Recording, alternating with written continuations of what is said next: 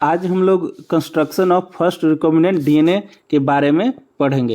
Recombinant DNA का मतलब होता है कि जब दो डिफरेंट ओरिजिन के डीएनए को रिकम्बाइन या एक साथ जोड़ते हैं तो रिकॉम्बिनेंट डीएनए बनता है। सबसे पहले Stanley Cohen and Herbert Boyer नाम के दो साइंटिस्ट ने रिकॉम्बिनेंट डीएनए बनाया था। तो स्टैनले कोहेन और Herbert Boyer constructed first recombinant DNA in 1972, यानी कि 1972 में स्टैनले कोहेन और हर्बर्ट बोयर ने फर्स्ट रिकॉम्बिनेंट डीएनए बनाया था। अब हम लोग समझते हैं कि इन्होंने किस प्रकार से बनाया था। Construction of first recombinant DNA emerge from the possibility of linking A gene encoding antibiotic resistant with a native plasmid of Salmonella typhimurium। इन्होंने क्या किया था कि एक एंटीबायोटिक रेसिस्टेंट जीन को साल्मोनेला टाइफिमुरियम के एक नेटिव प्लाज्मिड के साथ जोड़ दिया था, जिससे रिकॉम्बिनेंट डीएनए बन गया था। तो यहाँ पे जो नेटिव प्लाज्मिड है, नेटिव प्लाज्मिड का ऑफ साल्मोनेला टाइफिमुरियम का मतलब है कि साल्मोनेला टाइफिमुरियम के खुद का प्लाज्मिड। अब हम लोग इस डायग्राम को समझते हैं कि किस प्रकार से रिकॉम्बिनेंट डीएनए बनाया गया। तो सबसे पहले हम ये जानते हैं कि कहाँ से प्लाज्मिड लिया गया और किस प्रकार का प्लाज्मिड लिया गया। तो एक साल्मोनेला टाइफिमुरियम एक प्रकार का बैक्टीरिया होता है जिसमें मेन जेनेटिक मटेरियल के अलावा एक एक्स्ट्रा क्रोमोसोमल डीएनए होता है जिसको प्लाज्मिड बोलते हैं। यह तो Stanley Cohen and Herbert Boyer ने इस प्लाज्मिड का यूज किया था रिकॉम्बिनेंट डीएनए बनाने के दौरान, और फिर एक दूसरा प्लाज्मिड भी लिया था जिसको आर्टिफिशियली, ये जो प्लाज्मिड है इसको आर्टिफिशियली रिसर्च लैब में बनाया गया था, जिसके पास एंटीबायोटिक रेसिस्टेंट जीन थे जिसको हम टारगेट डीएनए भी कह रहे हैं, क्योंकि इसी को उन्होंने टारगेट किया था। इसी डीएनए का यूज किया और जो प्लाज्मिड साल्मोनेला टाइफिमुरियम का था उसको दोनों को एक साथ करके रिकम्बाइन कर दिया, जिससे रिकॉम्बिनेंट डीएनए बना। तो यहाँ पे जो टारगेट डीएनए के तौर पे जो स्टैनले कोहेन और हर्बर्ट बोयर थे, उन्होंने एक एंटीबायोटिक रेसिस्टेंट जीन का यूज किया था। इन्होंने क्या किया कि सबसे पहले साल्मोनेला टाइफिमुरियम से प्लाज्मिड को आइसोलेट किया और फिर एक लैब में, रिसर्च लैब में जो एंटीबायोटिक रेसिस्टेंट जीन कंटेनिंग जो ये प्लाज्मिड था, इसको ये जो एंटीबायोटिक रेसिस्टेंट प्लाज्मिड है इसको कलेक्ट किया। फिर दोनों को सेम रेस्ट्रिक्शन एंजाइम का यूज करके कट कर दिया, यानी कि दोनों प्लाज्मिड को सेम रेस्ट्रिक्शन एंजाइम का यूज किया।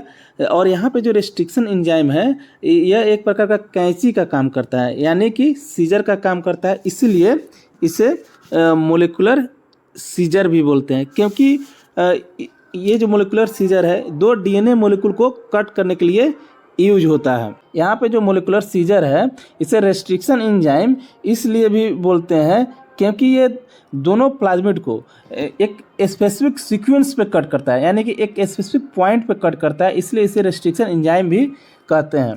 बहुत प्लाज्मिड डीएनए, यानी दोनों जो हम प्लाज्मिड डीएनए यहाँ पे जो यूज कर रहे हैं उसमें से एक जो प्लाज्मिड था वह नेटिव प्लाज्मिड ऑफ साल्मोनेला टाइफिमुरियम, यानी कि वह साल्मोनेला टाइफिमुरियम का एक प्लाज्मिड था, और दूसरा जो प्लाज्मिड जो हम लिए थे वो आर्टिफिशियली एक लैब में बनाया था जिसके पास एक एंटीबायोटिक रेसिस्टेंट जीन था। उसको दोनों प्लाज्मिड को, यहाँ पे दोनों प्लाज्मिड को cut by the same restriction enzyme, दोनों को सेम रेस्ट्रिक्शन एंजाइम के द्वारा कट किया गया, और जिस रेस्ट्रिक्शन एंजाइम का यूज करके कट किया गया उस एंजाइम को रेस्ट्रिक्शन इंडोन्यूक्लियेज कहते हैं। और यानी कि रेस्ट्रिक्शन इंडोन्यूक्लियेज का यूज करके दोनों प्लाज्मिड को कट किया गया था, और जो रेस्ट्रिक्शन इंडोन्यूक्लियेज जो यूज हुआ था उसका जो नाम था इको R1। क्या नाम था? Eco R1। और जब दोनों प्लाज्मिड को कट कर दिए, फिर जब हम उसको रिकम्बाइन करना था, जोड़ना था, तो हमने यूज किया डीएनए लाइगेज, यानी कि डीएनए लाइगेज का यूज करके दोनों जो प्लाज्मिड जिसको कट किया गया था दोनों को जोड़ दिया गया, तो इससे रिकॉम्बिनेंट डीएनए बन गया।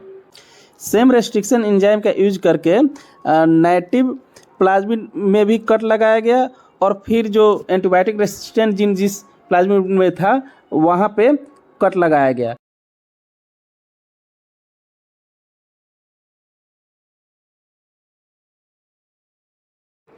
टारगेट डीएनए को और प्लाज्मिड डीएनए को दोनों को डीएनए लाइगेज का यूज करके जोड़ दिया गया, रिकम्बाइन कर दिया गया, और इससे रिकॉम्बिनेंट डीएनए मॉलिक्यूल बन गया।